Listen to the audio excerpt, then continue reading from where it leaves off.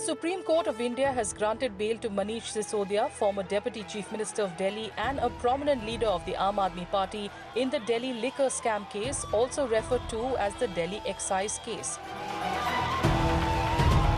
Sisodia had been in custody for 17 months. His release has brought renewed attention to the controversial and now scrapped liquor policy, which has resulted in the arrest of several politicians, including Delhi Chief Minister Arvind Kejriwal.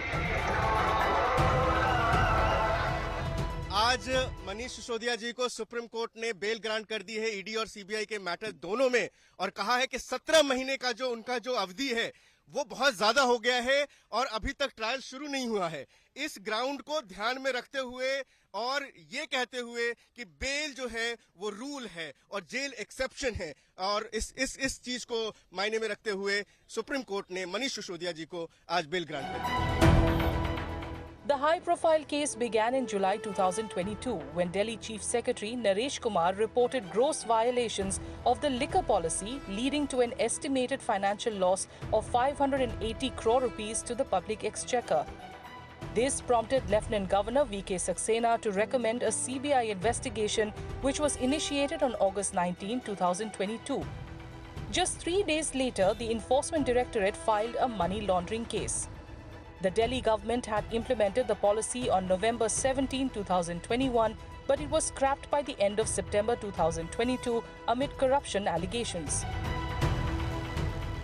Well, the allegation in the same was that the Delhi government took some money, under the table from certain very important or very rich people and basically changed the excise policy to protect them. There are a number of arrests that have taken place. We know that Minister Manish Sisodia Sahab, Mr. Kejriwal, Miss K. Kavitha, Chandpreet Singh and many others have been arrested. A huge number of other people have also been implicated, including a group which is called the South Indian Lobby in this matter, and the person who was liaising between the South Indian Lobby and Mr. Kejriwal's office. In March 2023, the Enforcement Directorate arrested then Delhi Deputy Chief Minister Manish Sisodia for alleged irregularities related to the policy. Following Sisodia's arrest, prominent AAP leader Sanjay Singh was arrested by the ED in October 2023. The same month, the ED issued its first summons to Delhi Chief Minister Arvind Kejriwal. Kejriwal missed the summons for the 9th time on March 21st and was subsequently arrested.